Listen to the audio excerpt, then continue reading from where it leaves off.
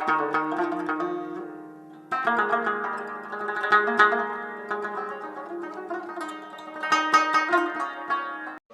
تعاون ولا الإثم والعدوان. وقال رسول الله صلى الله عليه وسلم: إذا وصل الأمر إلى غير أهله فانتزع الساعة، أو كما قال عليه الصلاة والسلام. أزواجته الحمد لله د قوم مشران ناست دي چې د هغو ټول وخت د هغه د قوم مشاوره او د قوم په مفاد کې خبرې ژیرې سپینې کړې، محنتونه یې وکړو، کوششونه یې وکړو، خوارۍ یې وکړې. دا قوم یې تر یو ځای را رسولی دي. که یو سړی به هېچا هېڅ نه وي کړي نو شاید دا به ډېره غټه غلطي، ځکه بدونه مراحلو بدونه حالاتو کې تر یو ځای یو قوم سفر کوي، د قوم په سفر کې به خامخا د یو چا لاس داسې نشي کېدلی چې دومره حالات ته راغلي، په دومره حالاتو کې چې قومونه د ډېرو غټو مسایلو شکار شوي دي، او الحمدلله دغه قوم او دا ولس الله پاک د غټو مسایلو د غټو پریشانیو څخه خلاص کړی دي. د هغه سبب دا دی چې کوم مشران مخکې تېر شوي دي یا اوس پکې لګیا دي، دا د هغو محنتونه دي، د هغو نتایج دي چې د هغه ثمرات د هغه ځوان نسل چې دی هغه اخلي. زما عزتمنو، دا انسان د دنیا له الله پاک استولی دی. په دې دنیا کې انسان ژوند کوي، الله پاک استعداد او صلاحیتونه ورکړي دي. هغه صلاحیتونه د انسان کار اخلي. کله درته رایي چې دغه استعداد او دغه صلاحیت څخه پوره قوم فایده اخلي، کله درته رایي چې دغه استعداد او دغه صلاحیت څخه محض د ده دا کشمۍ کور او د ده څو بچان او د ده محدوده زندګي د ده صلاحیت په هغه کې صرف او خاص. یو چا یې ډېره عجبه خبره وکړه، سیده ساده خبره ده خو ډېر معناخیزه ده. او یو سړی پیدا شي، یو کاروبار شي، او په دغه کور کې دی سپین ږیری شي، او په دغه کور کې دی وفات شي. نو د دې انسان به څه کار ګزاري چې د انسان د زندګي د مقصد شي باندې تاسو چې زما څلور بچیان، زما پنځه بچیان، زما د کور چاردیواري، زما یو موټر او زما د یو محدوده زندګي، یو محدود سوچ او هغه په اعتبار د سوچ سره کوي. زموږ په علاقه کې د سوچ په اعتبار سره جمهور دی چې کله د قوم په فکر کې جمهور راشي، بیا به د قوم په عمل کې هم ځوانان د خانوزۍ په علم او په هنر کې یې څوک ساري نه وینم. په ټول پښتونخوا کې ښکاري شان د خانوزۍ. په ځلې کې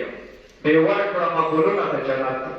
په ځلې کې بې ورکړمه ګلونه د جنت. که یې رامې وړي څوک خاک لره زوزان د خانوزۍ. د جګو غرو په منځ کې شنه باغونه، شنه چینې، لمر هم سي په خندا واسه جهان د خانوزۍ. عجیبه مردم خیزه مځکه ده په دې نړۍ، پر مخ روان زلمیان د خانوزۍ. په خپله هم د شمې خوروي رڼا هر خوا، هم خپل او هم پردي مني احسان د خانوزۍ. پر پت شګړه توره وفا ننګ وکړي ورکوي سر، پر پت شګړه توره وفا ننګ ورکوي سر. مین پر خپل هېواد سربازان د خانوزۍ.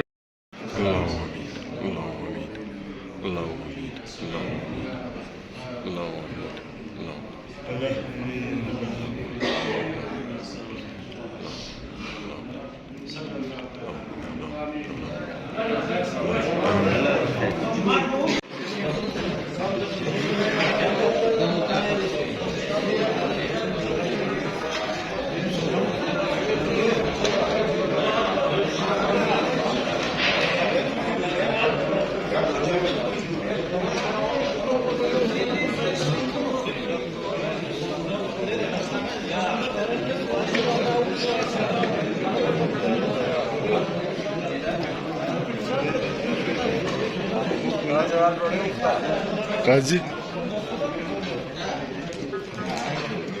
نجيب لا شيء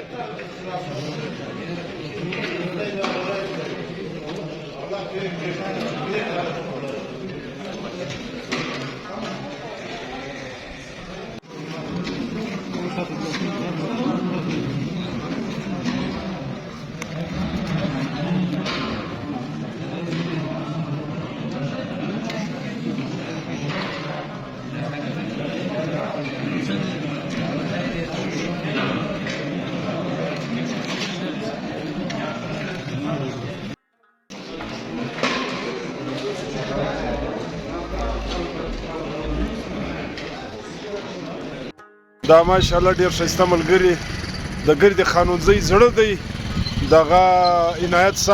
صاحب یو دوې خبرې کې وکړه ستا په سنري الفاظو عمران صاحب ډېره مننه نن د ولسي کمیټۍ یو لویه جرګه وه چې په دغه باندې موږ دوی ته ډېر داد ورکوو چې موږ ته د شرکت دعوت راکړی او بیا ښه ډوډۍ وکړه بیا موږ ته ډېر ښه خبرې په لاس راکړې موږ د هر څه سره اشنا کړو ډېره مننه زور استاز به زور استاز ته هم ستا دغه بیان کړه محمد علي صاحب ستا خبره لکه څنګه چې عنایت صاحب وویلې ولسي کمیټې ته الله پاک نورم د خیر توفیق ورکړي ډېرې ښې فیصلې وکړي ډېرې ښې پرېکړې وکړي د کور ودان الله د نورم توفیق ورکړي اطلاع صاحب راس حاجي صاحب دا د پټرای صاحب زوی مسکال پر کې لیم الله چې راځي حاجي صاحب تم دې خبرې کې وکړه د پروګرام بسم الله الرحمن الرحیم باید د نن پروګرام د ځوانانو یو ډیر زبردست پروګرام او ډیر ښه پروګرام او په کار دا دی چې دا تر جرګه وي نو اگاهی وي سره خبره جو به سره ځکه قسم ستونزې وي هغه به کوي که څه دغه د هغه کوي ډېر ښه پروګرام یې کړی کورې ودان موږ دې زرنا بیت الله صاحب یو دا پروګرام په حواله عنایت الله صاحب وګړي اوس بیا آیت الله صاحب وګړي آیت الله صاحب دا یو پروګرام د ولس د ټول ولس د کمیټیانو په باره کې و هغه مزړه کمیټي و هغه هم خپل خدمات خپل وسه پورې خپل کوشش کړی دا یو جلا متقدس مسلې او شی الکشي او شی نه الکشي هغه هم خپل من ترند کوشش هغه هم کړی دی داغه د نوې چې د دوی ټیم پر سوي د داخل د مراسي بس د کوم د وطن خدمت وکړي د علاقې خدمت وکړي بس په کار دي او دا ګرد د دوه خلکو شکریا ادا کړي چې دا ځای را کړی دی او دا خان دغه جوړ کړی د ټول د ګرد علاقې د کړد د نه د ګرد علاقې نن په شو دی دا چې پروګرام دغه لپاره ډیر شکریا ادا کوم د دویم کور ودا